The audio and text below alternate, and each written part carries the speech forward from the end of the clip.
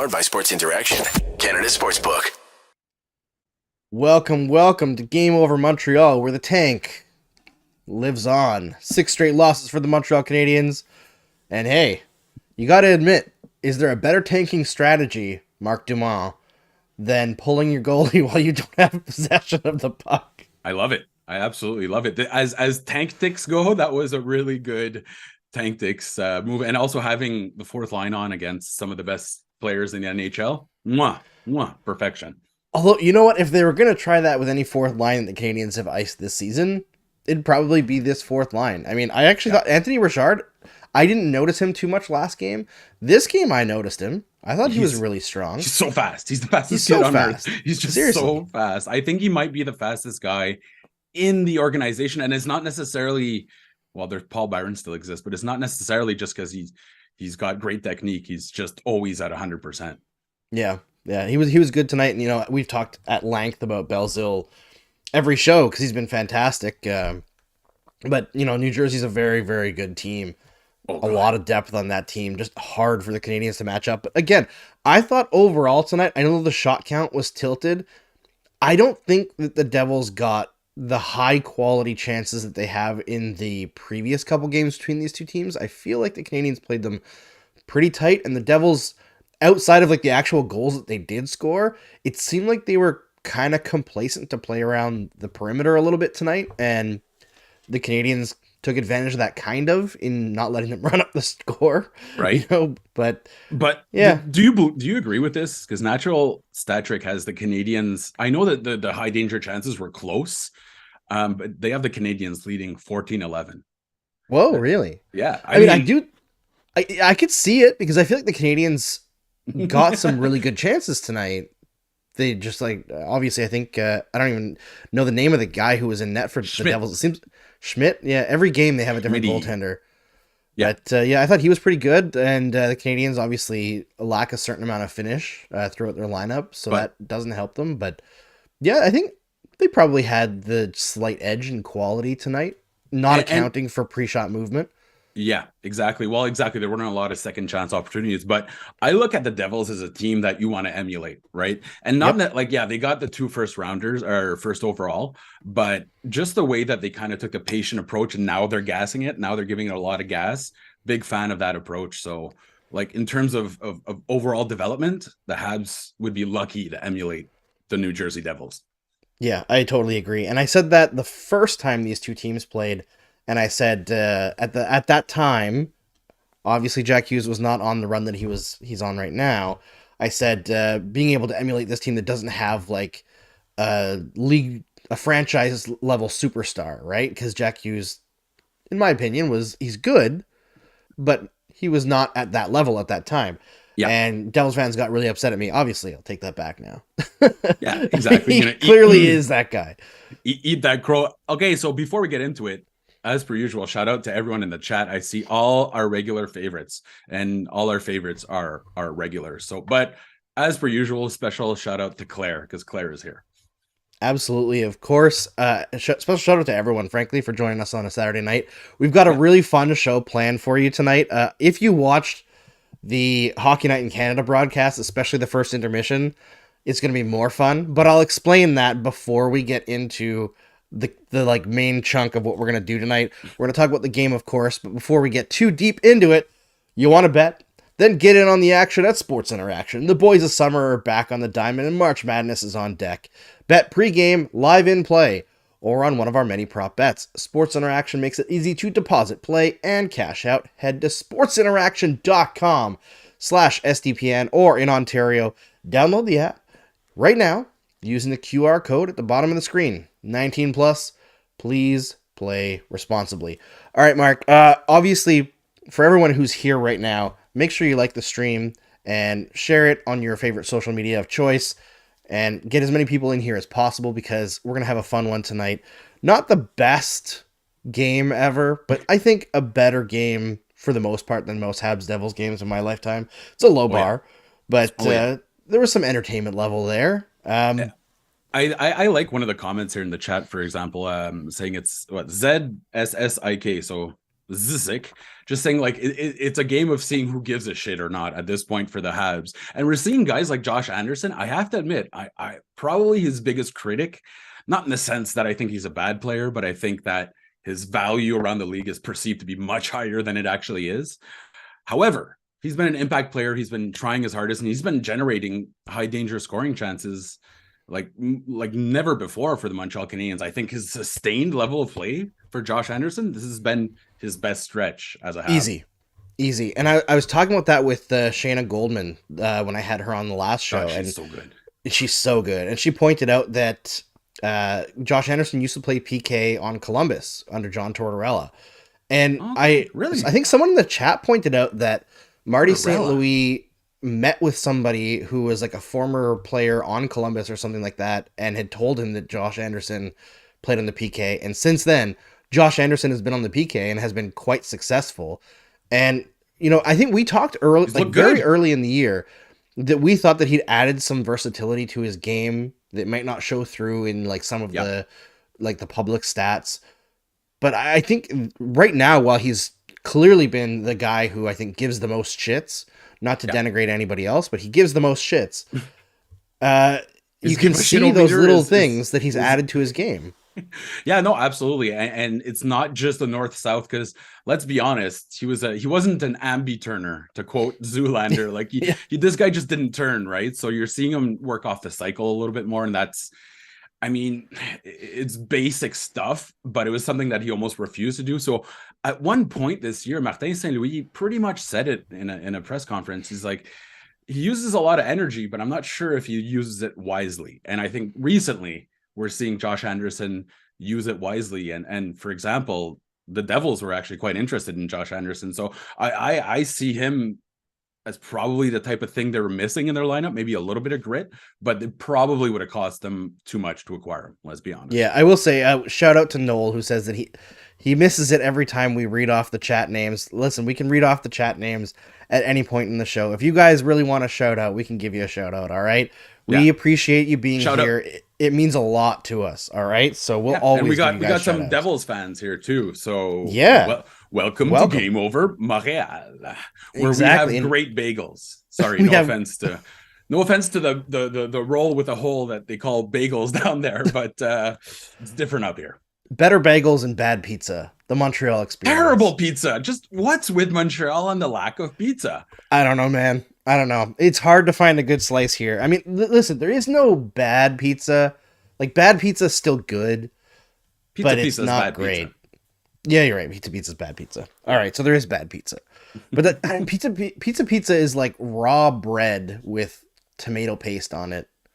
Me, it's the sauce. At one point at 4 a.m. in university, we were, is the only thing that was there. And I'm dipping it in this fluorescent orange, like jalapeno sauce. And I dropped my slice, and I haven't touched pizza in about 20 years now. I can't blame you. I think the last time I had it was I went to Fan Expo in Toronto, and it had to have been like 2014, maybe 2015. The before times. And it was like the only thing that they had that didn't have a gigantic lineup. I was there as media, so I was like, well, I guess I'll just do this. It's the worst. As Evan mentions, it should be like ice cream. You know where they, because that would be pizza product. Yeah, exactly. Like you can't actually call it a pizza. It's like a pizza with an H or something. I actually love that. That's a great idea. All right, let's get off pizza a little bit. Let's talk about Denis Gurianov, because he got it one tonight. I thought he played a really strong game. He actually had a really strong game against the Rangers as well and didn't get much credit for it. What are your thoughts on him so far? Because I think it's far from the point where we're seeing what we want to see out of this player. I think his ceiling could be pretty darn high in terms of goal scorer, but he's kind of on and off right now. But it seems like his play driving is actually pretty strong, and it's not like he's being given many favors in terms of who he's playing with either. Because the middle of the lineup is just a mess, right? With Doc out, with Monahan out, with there's no one that's good in transition. You need something no one's good. There's Suzuki's good in transition. That's it. Yeah. So again, he's on the positive side in relative metrics tonight. Yeah. That's the key. is Good you have to go forechecking. relative. He used his speed efficiently, scored a goal. I'm I liking think him so far. okay, because you have three options essentially here, right? So you let him walk, that's it, that's all. You qualify him for 2.9 million, or you do the rent Pitlick, where you try to, you let him go, handshake deal, we sign you. But at this Well, point, I'm they just could not. sign him before, Yeah, right? They don't okay, have yeah, to qualify him. They could sign him for they could offer him like we could qualify you at 2.9, yeah, or we could sign you for like 3 years, 2.5 each. exactly. At this point, I'm not sure the Canadians want to invest many years, but maybe a Yeah, I show me don't know. contract.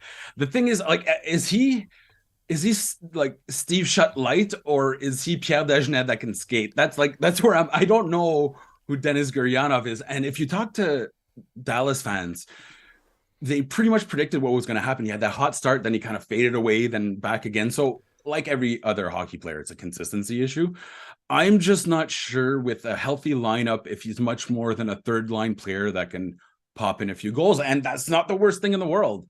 I'm going to temper my expectations for him in terms of what he could do at his full potential. He's still Yeah. 25 years old, right? He's not a baby anymore. Yes. So I think you want to keep him around. I wouldn't even hesitate, Andrew. The 2.9 qualifying, big deal. You keep him around for one extra year. The Habs can absorb that.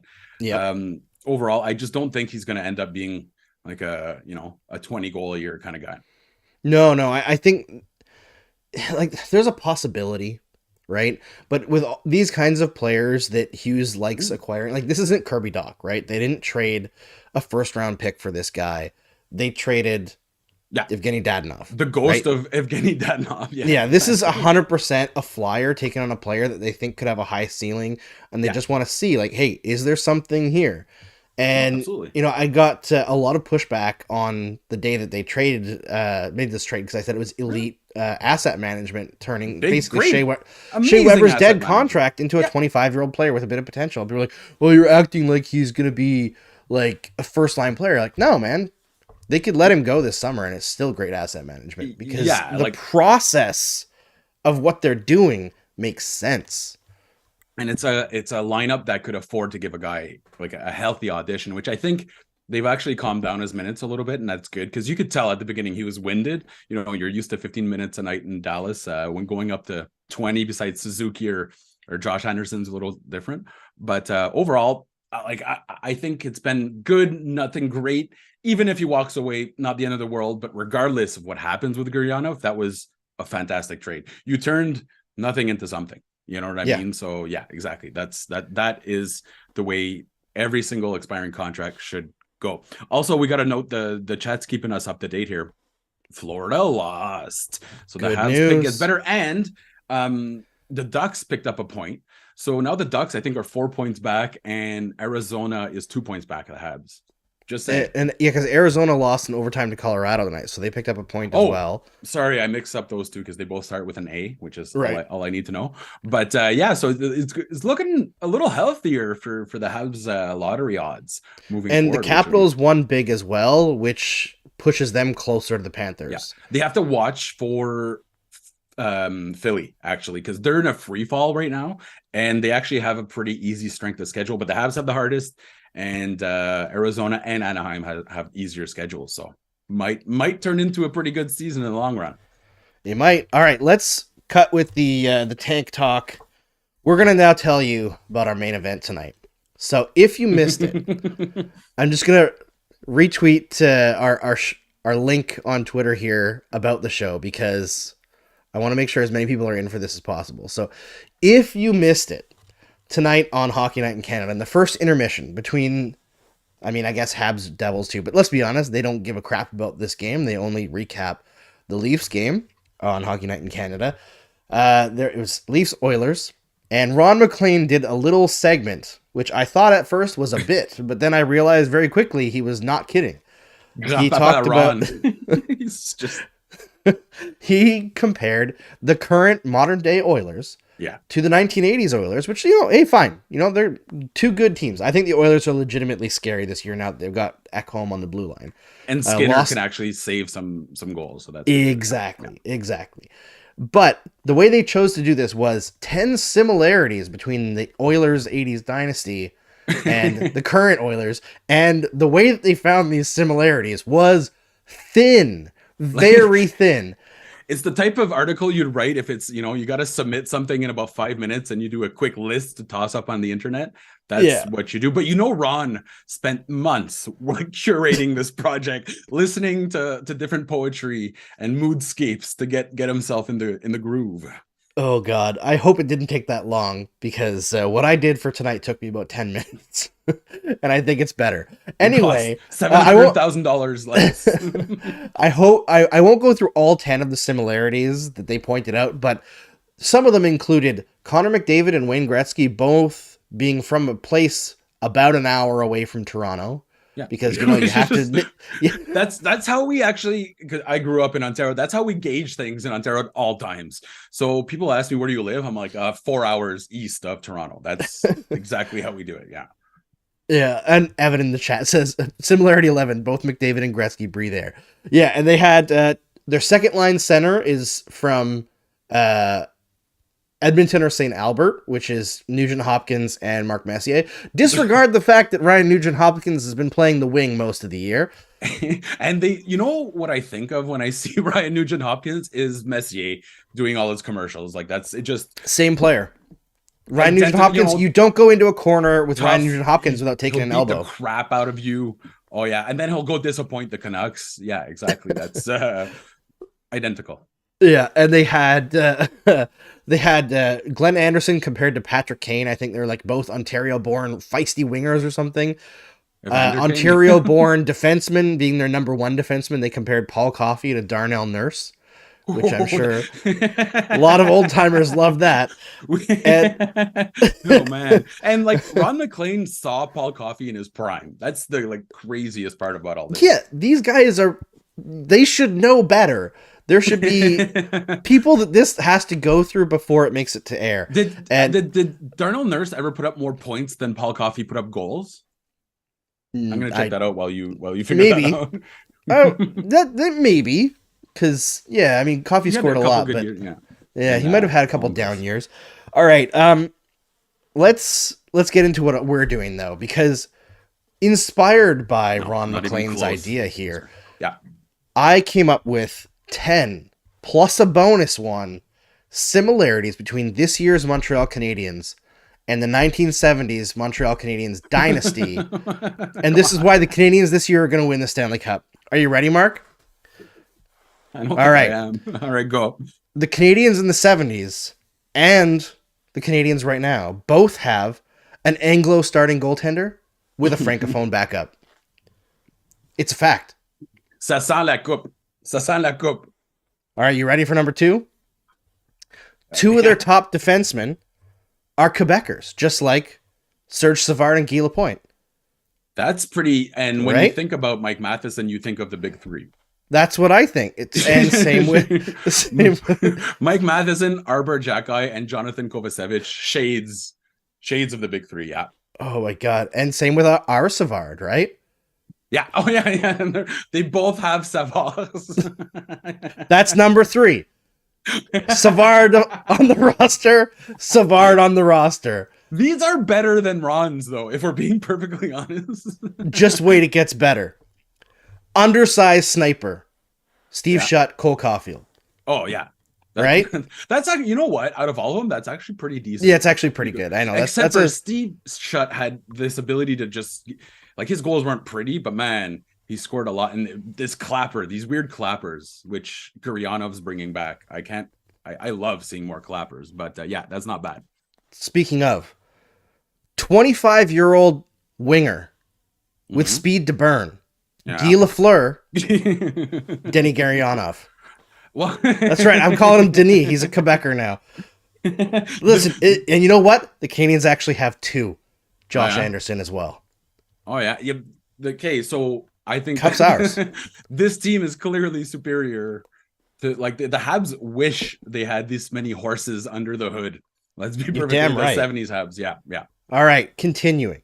Number 6 similarity between the Montreal Canadiens of 2022-2023 and the 1970s dynasty. 33-year-old scoring winger who isn't quite what he used to be. Yvon Cornwallis, Mike Hoffman. Okay, I couldn't even think of. As someone who knows Yvan Cournoyer, that is one of the worst things you've ever said in your life. That is like punishable I know. by It actually exile. hurts. It hurt when I wrote it down. I was like, punishable by exile on an ice floe. And you know what's the worst part? I had completely forgotten. I'm tired, but I had completely forgotten about Mike Hoffman until that point. Like when he had a good game tonight. When you said 33-year-old winger, I'm like, the hell is he talking Who's about? that? All right. Defensive winger who plays in all situations. Bob Gainey. Yoel Armia. Yoel Armia. Mark's out.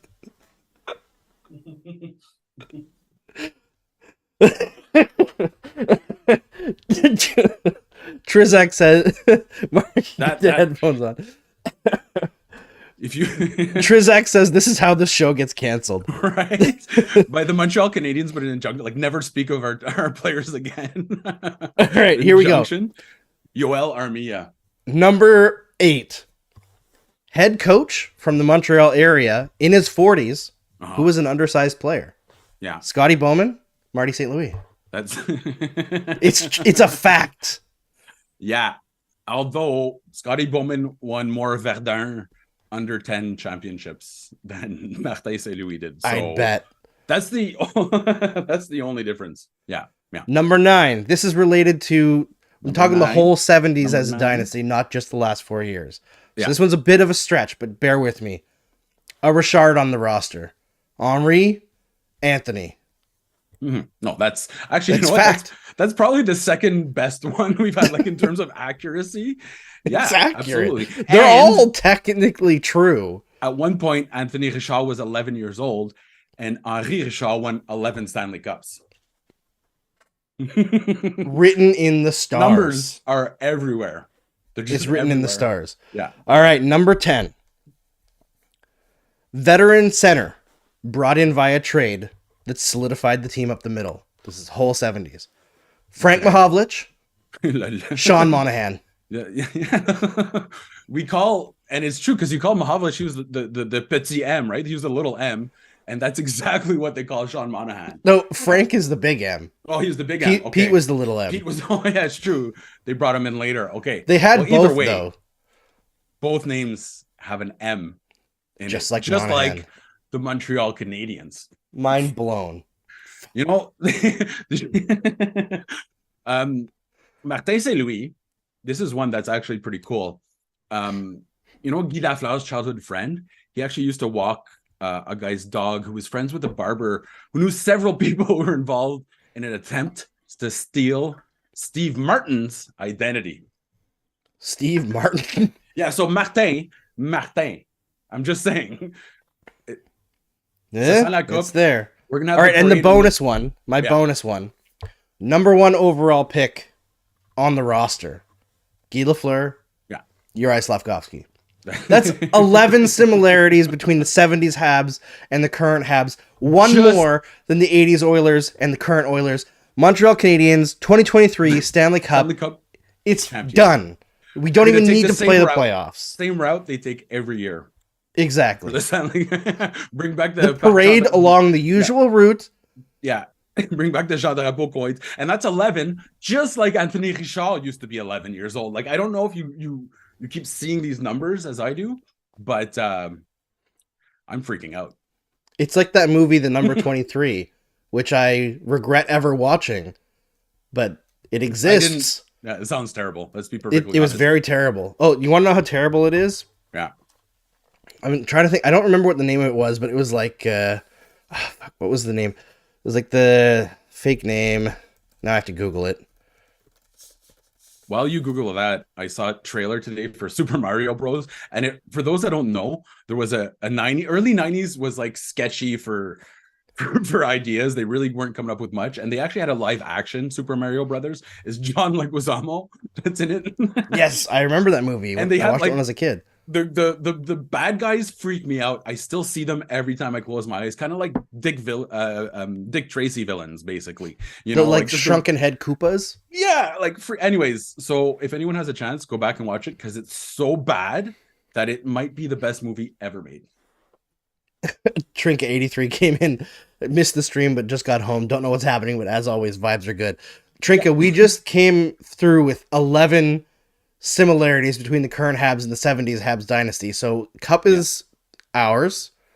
Don't need the playoffs. It's already 11, done. Just like Brendan Gallagher wears number 11. I mean, come on here. It's all in the 11. But okay, so I found it out. So in this movie, the number 23 that stars Jim Carrey, it came out, I don't know, when I was in like early college. It's one of his serious ones, eh? Yeah, it was supposed to be serious. Anyway, the whole conceit of the movie revolves around this book that he takes out from the library or whatever, and it's written by a guy named Topsy Kretz. What does Topsy Kretz mean? Topsy was the name of the elephant that... it's Top Secrets. Oh, Topsy. Okay. Well, it's actually also the name of the elephant that got electrocuted by, what's his name? The great inventor there. Anyways, yeah, go ahead. The guy, Tesla? Yes. No. Is it? No. Now I have to figure it out. It's a Bob's Burger thing. Tesla or Edison? One of the two? Yeah, Edison. Exactly. Yeah. Electrocuted. Yeah, I feel Edison is the more likely person to just randomly randomly killed an elephant. Yeah, but apparently it wasn't like a very nice elephant as... Yeah, that's what they say after. Yeah, right? Trying to justify it. It's like every time there's a dirty hit, we're like, well, that guy's not innocent. Yeah, well, no, it's like saying the animal went wild. The elephant went elephant, yo. Like that's the thing. You're just lucky it didn't destroy you before this. Yeah. I mean, yeah, we're all lucky. We got to Topsy the Electrocuted Elephant by Thomas Edison. Welcome to Game Over Montreal, everybody. Where we stay on topic every time. Yeah. Yeah, so that was my big idea for tonight's stream. 11. They also, and I mean, other than the Maroons, you could argue that they both played in the same province, and other than a Nordic, there's no other teams that have ever done that. Well, and the Wanderers. And the Wanderers, yeah. This isn't going. So other than those three teams. Other than those three teams. The Habs are, yeah, exactly. It's written in the stars. Ça sent la coupe. We didn't make this up. You can look it up. Every single thing that I said is a fact. Yeah. You know, are they high quality facts? No. Are they calling right now? Yeah, I'm sure I'm getting a call from Elliot Friedman again to yell at me, I'm sure. No, I was going to say to hire you. Oh, to hire me. No. Because you can always tell when they have to force in like a Habs segment, because they have to cut off whatever Leaf segment they're about to do. And like sometimes why do we have to talk about this? Yeah, and sometimes they mail it in real early. Like they'll take the first 5 minutes and they'll be like, see, the Habs are doing well, and it's 3-0 New Jersey, you know? Like, yeah, that's although I'll be honest, recently not a ton to talk about, but you look at guys like Jacques Alain is doing a great job kind of convincing me that he might need to stick around. Nick Suzuki, I think Trizak or Trinka, I forget who said he had a bad game. I liked him. I thought he was really good tonight. Who? Nick Suzuki, and I'm trying to think of Suzuki that happened tonight. Mike Matheson played 20 something minutes. Yeah, Suzuki actually led the team in shot attempt differential and which is goals, almost unheard of for him. Yeah, so he played really strong. I'm gonna check here quickly. Yeah, he had like 70% expected goals, and they controlled over 50% if I remember correctly, which is pretty impressive, because I think the Devils controlled about 60% of the shots. But for those that missed at the beginning of the show, I see the New Jersey Devils as like your template that you kind of want to, follow for the Montreal Canadiens. And obviously 100%. There's high picks there. You have Hischier and Hughes, but more the development of the depth in there, and be patient. But they didn't wait like the Hurricanes like 5 years to be ready to add. They're adding pretty early in the process, which I love. You're taking advantage of these guys in their prime, right? So that's what you want to do with the Habs, because man, if you're talking about a 3-4 year rebuild, those cores, those ELCs are going to start to expire, and their guys are actually going to fall out of their statistical prime. So I just like the way they did it, just solidly at every level, slow development, not a ton of pressure, like the opposite of what happened with Juraj Slafkovsky. Let's be perfectly honest. Well, yeah, and they also added Timo Meier for like nothing. Like they didn't give up any of their top prospects. Yeah. I don't know how Mike Greer didn't get fired for making that move. Right? It's wild. But I will say, so Nick Suzuki, to put context to his play tonight, he spent almost all of his ice time up against the top defensive pair for New Jersey, their shutdown pair, Ryan Graves and John Marino, and he plays against the Hughes and Meyer Boquist line, and he controlled. He had a 73.3% shot share against Jack Hughes, 96% expected goal share. Yeah. So Nick Suzuki had a baller game tonight. I understand what people are saying in terms of there were a few plays he made where it did seem a little bit not necessarily going through the motions, but that he couldn't get the puck settled down for him, and like he couldn't get like the soft touch that he wanted, and it kind of felt forced. But I think that just comes down to he's a little tired. Yeah, and I mean, it's almost to the point where it's Carey Price-itis, right? Like, remember when Price would finish with 42 saves and we didn't notice him?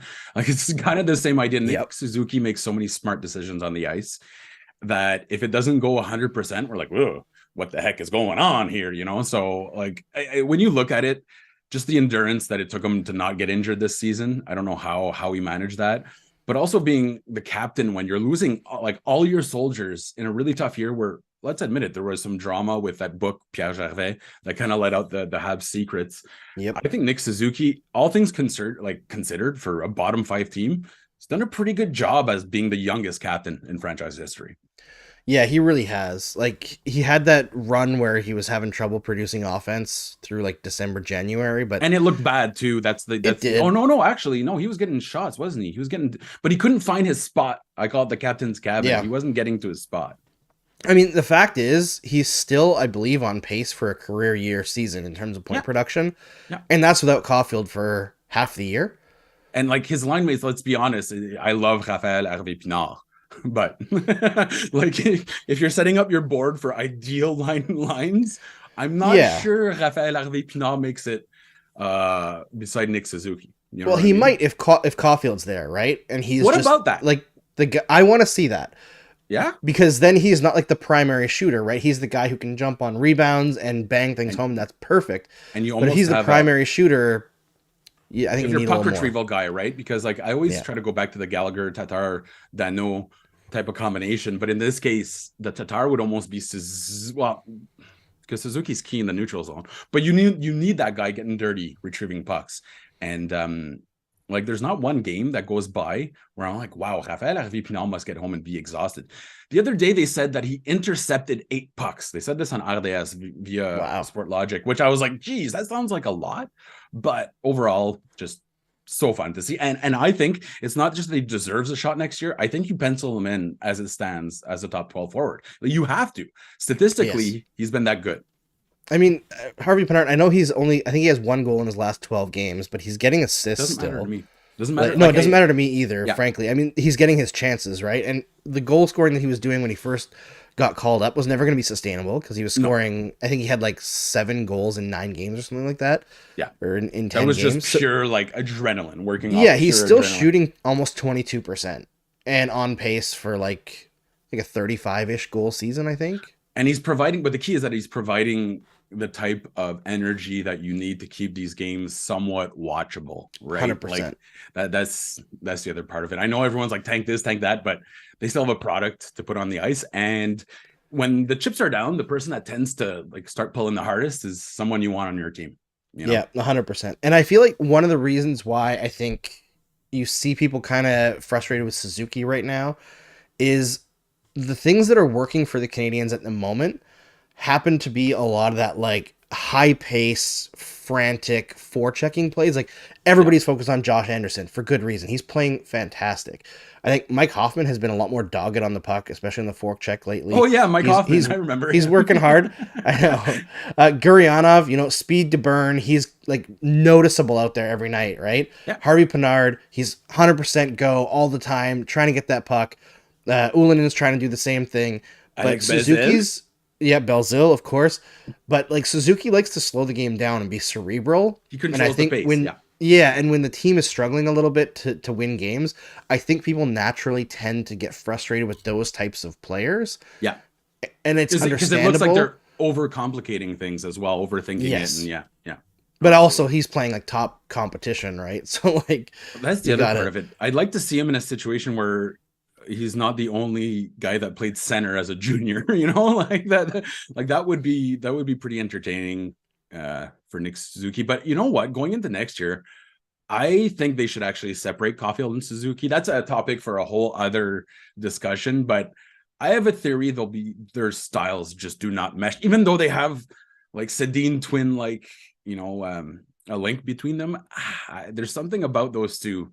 When they play, they score goals, but man, they get outchanced and outshot a lot. So it'll be interesting to see what happens next year. I like your idea of Rafael Harvey-Pinard on that line, but even if he's not on the first line, I think you have to give him a spot on the fourth or the third. What's the worst that could happen here? You have a guy that makes almost no money that's giving a huge effort. Like that's the kind of thing you want to build up your depth from Laval. So you got to give, like, he doesn't just deserve it there. You have to. Because if not, it sends such a bad message to the rest of the players, right? I think Caulfield and Suzuki, they need someone on that line that gives them a certain element, right? When they had Josh Anderson or Mike Hoffman on that line, oftentimes they were getting blown apart in chances. But with Doc, they were easily the best line on the team. Time and space. Right. And when you move Doc down to the second line, obviously they get a little weaker. I'd like to see if Harvey-Pinard can bring that same level of, it wouldn't be the same as Doc because he's a different type of player. Yeah. But create that space in a different way. Draw in defenders, Yeah. The other thing to look at next year is maybe Doc ends up being the hard minutes guy. His defensive game is pretty strong. His play driving is pretty strong with some better wingers. Maybe that ends up giving Suzuki, at least taking some, right? Where maybe Suzuki's not always the matchup guy at every moment. That gives more freedom to Caulfield. Caulfield, I think, needs to work on his defense a little bit too. But I think the effort is there. Sometimes the reads are a little bit too focused on offense. One of the things, and I don't know if you'll agree with this, obviously the talent level is different, but he really reminds me of like prime Saku right now, where it doesn't matter how good he can be and smart defensively. It's just, he's holding his team treading water is what's happening. And like, if you go back to, I bet you we don't have those numbers, but Saku's numbers when he was beside Oleg Petrov and Brian Savage probably weren't great right now. Trzak mentions they need a different winger with him. And I get that, but here's why I kind of disagree. Because the only two guys that have worked on that wing are centers. It's been Sean Monahan and Kirby Dach. And what they do is they're fantastic in transition. So they create time and space. They draw in defenders. No other winger, because that really shouldn't be a winger's job in the line to drive the transition. No other winger has managed to do it. So, like, I don't think transition is their issue. I think it's more about like managing defensive zone coverage. Like Suzuki, I feel like he's got to be needs deep to if do he's too alone. much. Yeah, so he needs to have, like, with Josh Anderson, it doesn't work because while Anderson can play defensively on the PK where it's all about like speed and reaction up bursts at the top. Yeah. On a cycle, he gets lost in coverage. And Caulfield will make a good first read, but if he doesn't get the puck, which he does oftentimes he like misses his man and then it's like draws in Suzuki to cover and then Suzuki's guy is open and it just like this compounding chaos that happens, right?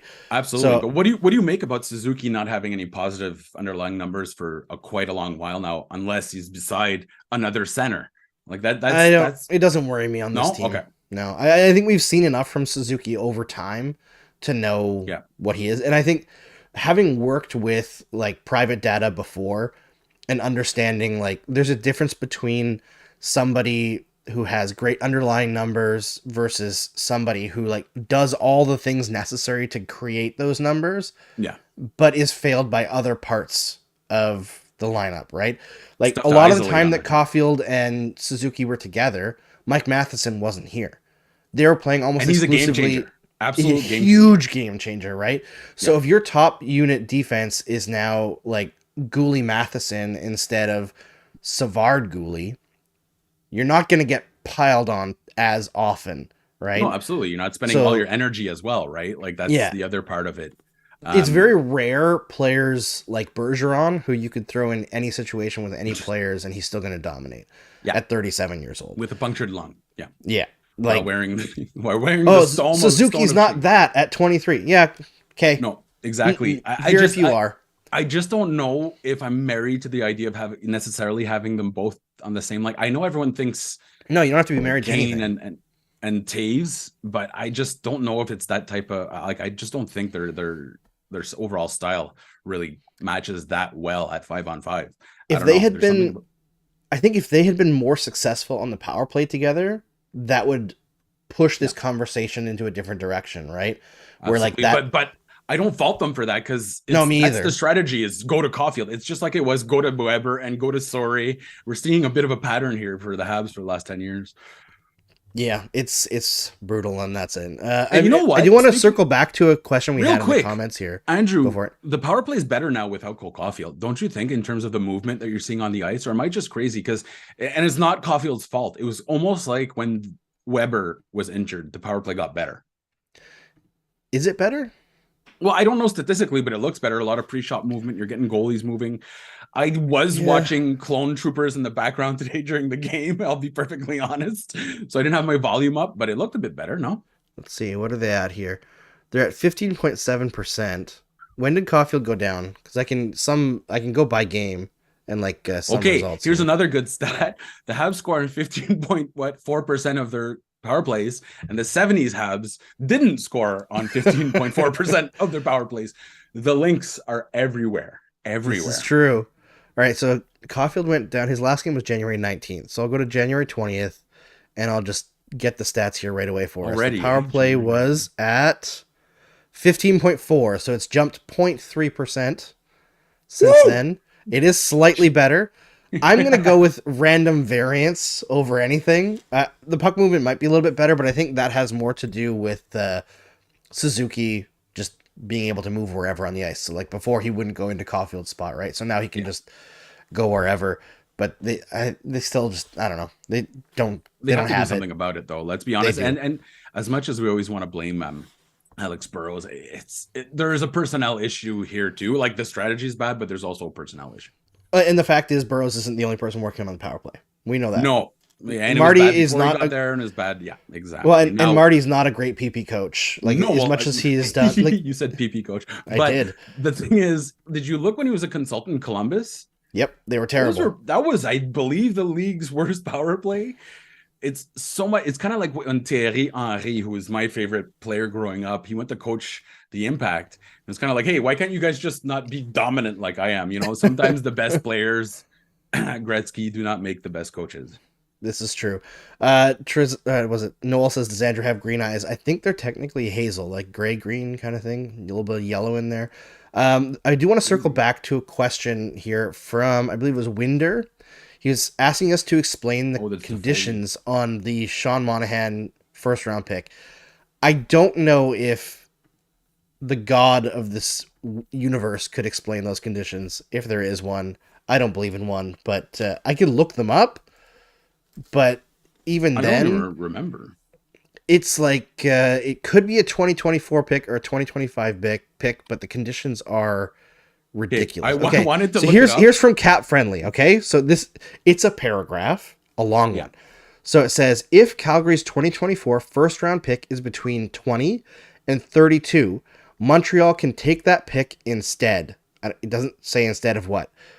Result to be determined scenario. In the event that Calgary receives Florida's 2025 first round pick, 2025, if both Calgary and Florida's picks are not top 10, Montreal will receive the better of the Calgary and Florida 2025 first round picks. Okay, so it's a 2025.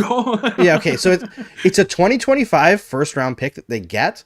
But if the Flames pick between 20 and 32 next year, the Canadiens can choose to take that pick instead. Or they can wait for the following year where Calgary owns Florida's first round pick as well and choose the better of those two picks. How many teams own Florida's first round pick there in the next few years? I don't know, but there's more conditions on top of that. Hold on. Oh my God. Okay? Because Florida's pick is top 10 protected. And Calgary's pick is also top 10 protected. No. If Florida's pick is top 10 protected, the Canadiens automatically get receives Florida's pick. No, what? Oh my God, this is insane. Super normal stuff. So if Calgary's pick is top 10 and Florida's pick is not top 10, Montreal automatically receives Florida's pick. In the event that Calgary does not receive Florida's first round pick, because there's conditions on that pick, the sub scenario, Calgary's pick sub-scenarios. is not top 10. Like among Montreal will receive the Calgary pick. And 2, if Florida's pick is not top 10 and is a better pick than Calgary's and was transferred to another team due to prior conditions, Montreal will also receive Calgary's 2025 fourth round pick. Another sub scenario, if Calgary's pick is top 10.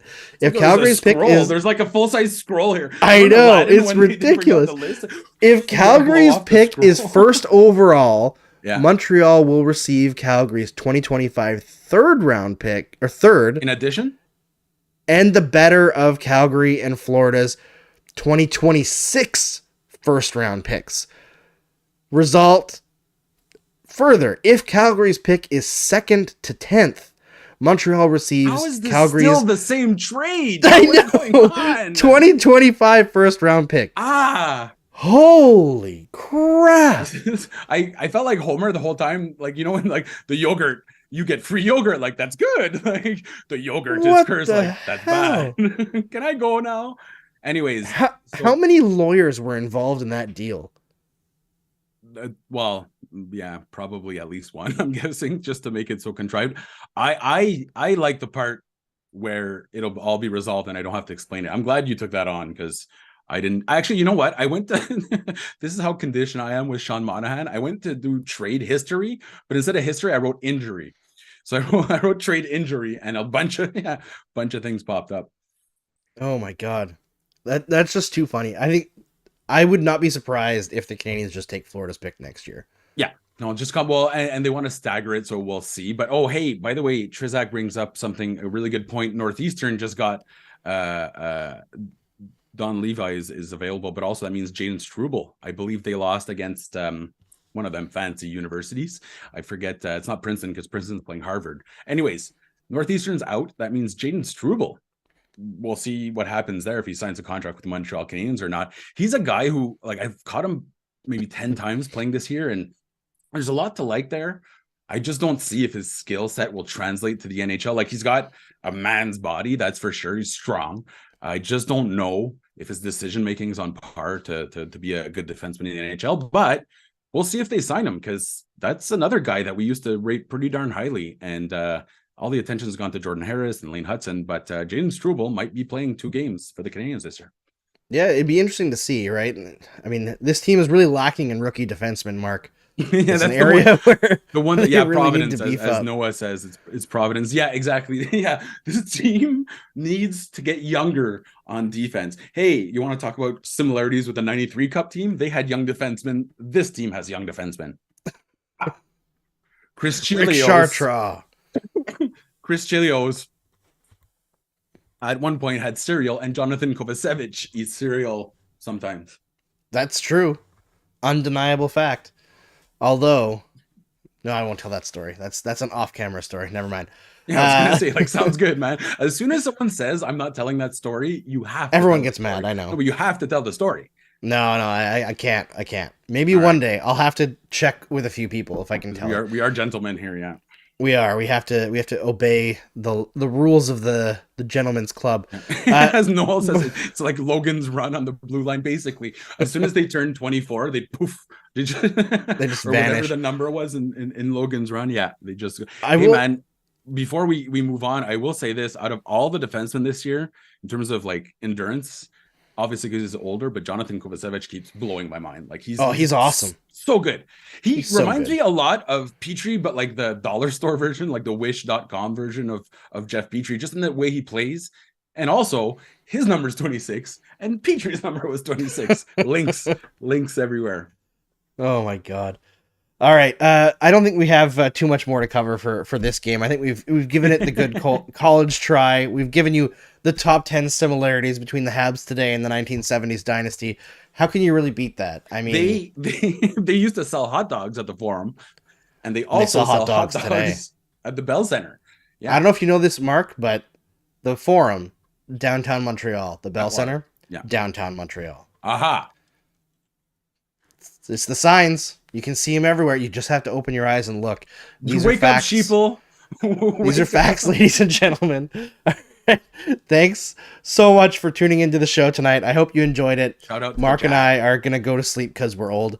And we love you all for tuning in. It's so much fun to do this show with you all on a season that doesn't have much to really talk about, just like last season. We're but having fun hanging listen, out. That's, when it gets to the point where like this team's actually cooking a little, this show is going to be even more fun. It's going to be awesome. Let them cook, and then we're gonna exactly. All right. We'll see you on Monday. I forget who the Canadians are playing. Yeah, there's a Monday game. What's up with that? That was supposed to be my day off. It's the Avalanche. Oh, that's fun. Hey. So Arturi, another tough matchup in the tank. So much. Oh, don't we all? You know, seeing Arturi Lehkonen is like hearing you broke up mutually with an ex-girlfriend, and she went on to like marry a king, and she lives on an island right now, and like she trained dolphins to dance for her. That's the way I look at Arturi Lehkonen. Yeah, absolutely. My runaway. He's the one I miss that dances with dolphins. And we're only happy for him. It was a good breakup, you know? Those exist for sure, right? Yeah, I don't know. Anyway, we'll see you on Monday. Game over! Powered by Sports Interaction, Canada Sportsbook.